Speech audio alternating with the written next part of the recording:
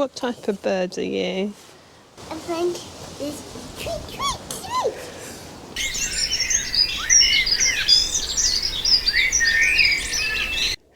Hi, I'm Lou and this is Lily Rowe. Thanks for tuning in to this video, which is 5 bird-inspired ideas for forest school. So, whew. We're going to share with you some ideas that we have used at forest school programs. It's by no means definitive. There's tons of ideas and bird-related stuff out there, but you know, we thought it's that sort of time of year. Spring is on the horizon, and who knows what the birds are up to. You know, they could be doing all sorts of things.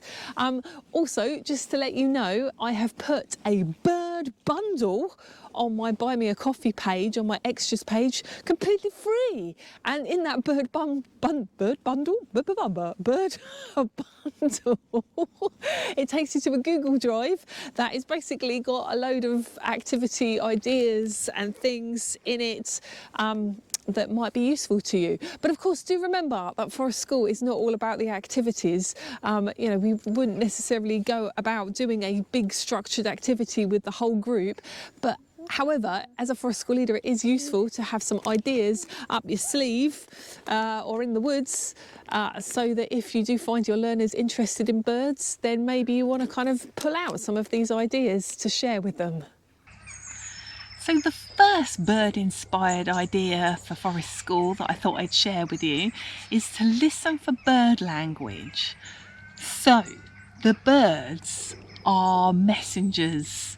They talk about what's going on in the woodlands, and if you pay attention to them, you might also be able to kind of tap into their secret network of what's going on.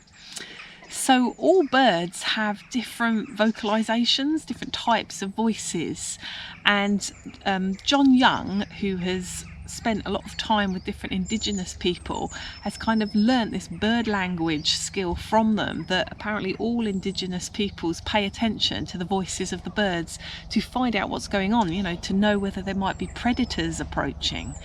And so understanding both the voices and also the behaviours of the flight patterns and where the birds are perching and whether they're being completely silent unnaturally as well, can all tell us maybe about what other species are present.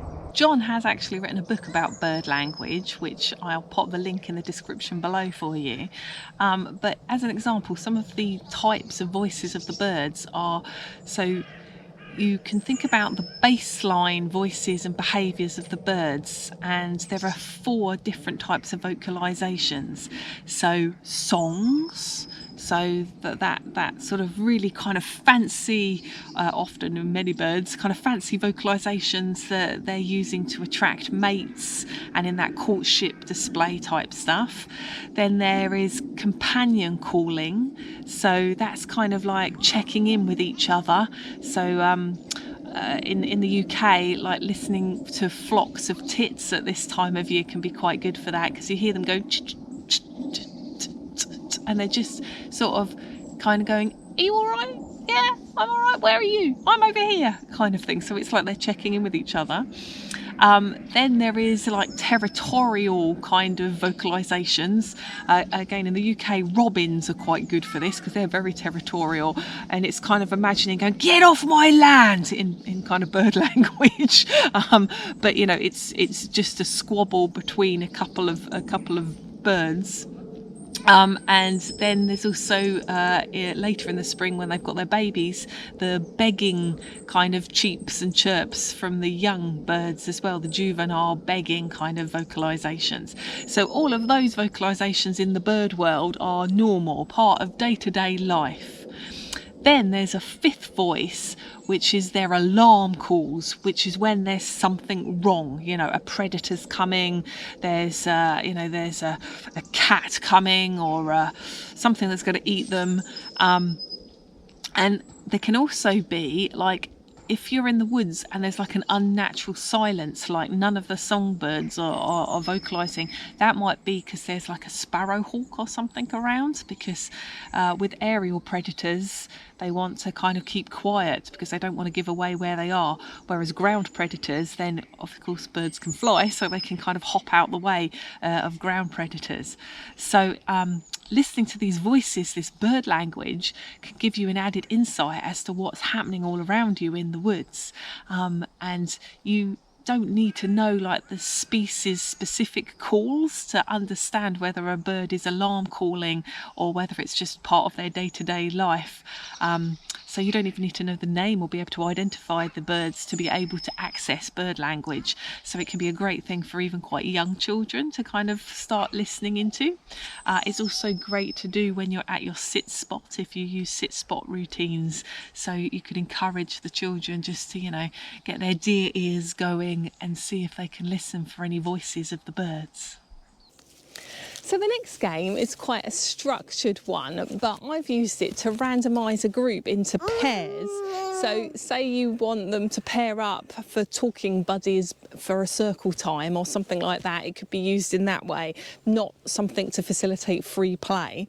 And I call it Find Your Flock. And it's all about the voices of the birds. And so what I've got here is I've got 2 sets of cards, all with birds on, and the name of the bird and their song in sort of how we might say it in human language. And both sets of cards are identical, and you need enough cards for the number of players. And so for this game, you want to split the players into 2 even groups, and I find it useful to spread the 2 groups far apart if you can, to give you a bit more of a playing field. And then you will take 1 set of cards and let the players randomly select their card. Do the same for the other set of players. The players have got to keep their cards secret, not from their group, but from the other group.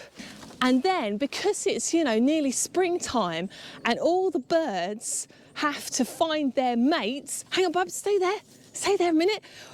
All the birds have to find their mates. They've got to sing to find them. So you've got to make the sound of your birds. Do you remember how it goes? Whit, whit, whit, whit, whit, whit, whit. I need it, does it? Whit, whit, whit, whit. What's the bird? Yeah. Where's the owl? Oh, you want to be an owl? Well, you're a nuthatch today.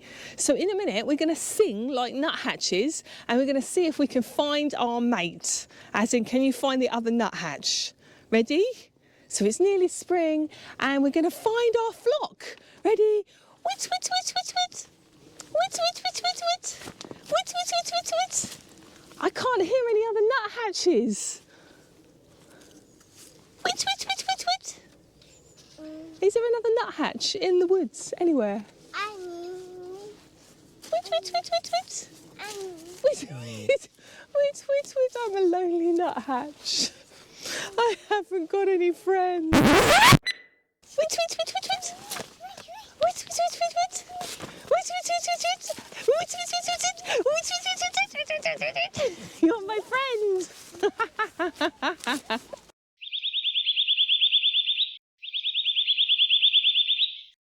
It is spring! Find your flock!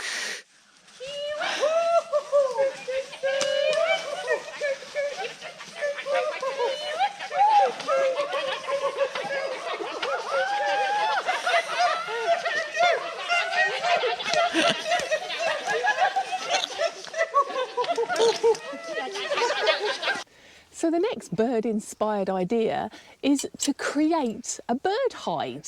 So we have come across this lovely den built out of sticks that we can hide in and use our binoculars.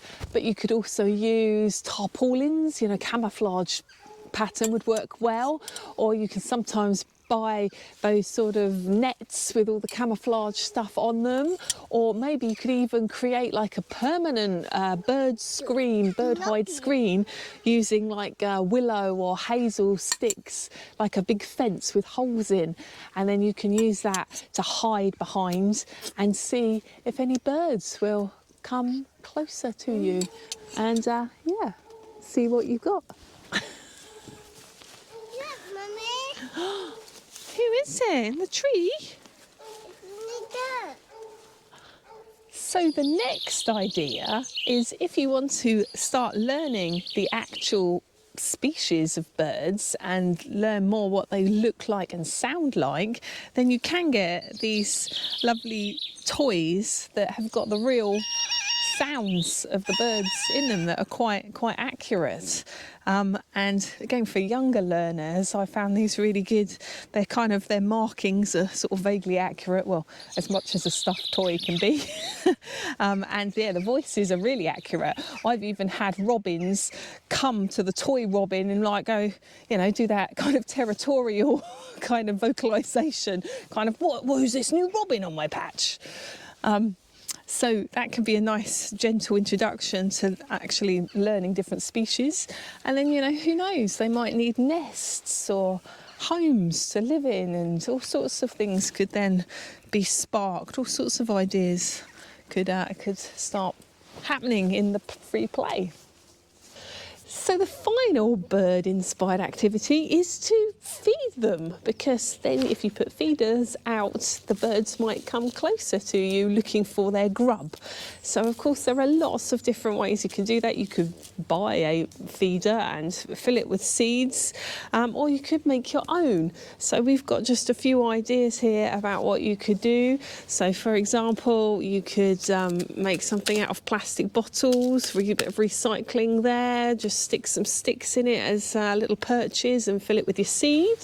You could thread on the lovely hooped cereal and thread them onto strings to make like almost like bird-friendly tinsel, or younger children often find it easier to thread onto pipe cleaners rather than string. Lily Rose eating the food. Or these are fairly simple to make and using natural materials, so using a cone and some lard and some seed and a bit of string, and then you've kind of got like natural bird feeding baubles that you can kind of hang in the trees. So should we make one of these, Bubs? I'm eating me too. You're eating. Are you a bird? You're a bird, okay. Lily Rose a bird and eating the seeds. So I reckon we should get this nice big cone. Do you think we should get this big cone? And we're going to get a piece of string, because do your string first before you do the lard. Can I have this cone? Thank you. And then we're going to tie our string to the cone. Okay, all right, Bubs, you hold that. And then we've got some lard that is softened up a bit, and we've got our bird seed. We're going to add in our bird seed like so, and we're going to mush it all up. Do you want to help, Lily? Do you want to help stir? Or pour in some more seed for me? No, I'm going to use it. You're going to eat it instead. Oh, no, it's a bag. You're a bird. Okay. It's good to know. And then once you're ready, you're going to take the lard and seed mixture and basically get it right in the cone. So stuff it full in the gaps. I'm just using a teaspoon to do that, but other things like twigs and stuff probably would do the job as well if they're small enough to get in there. And just keep going till you've coated your whole cone. And then you can hang it up to feed the birds. Choop, choop. So there you go, ready to hang. Let's put them up in the trees, shall we? Should we hang them in the trees?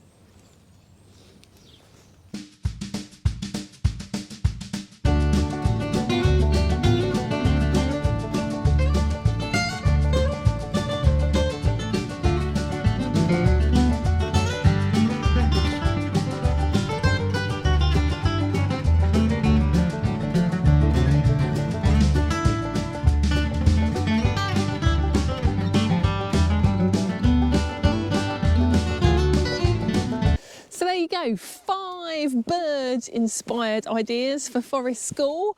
Do you have many more? Let us know in the comment section below. How do you celebrate the wonderful life of birds when you're out in the woods?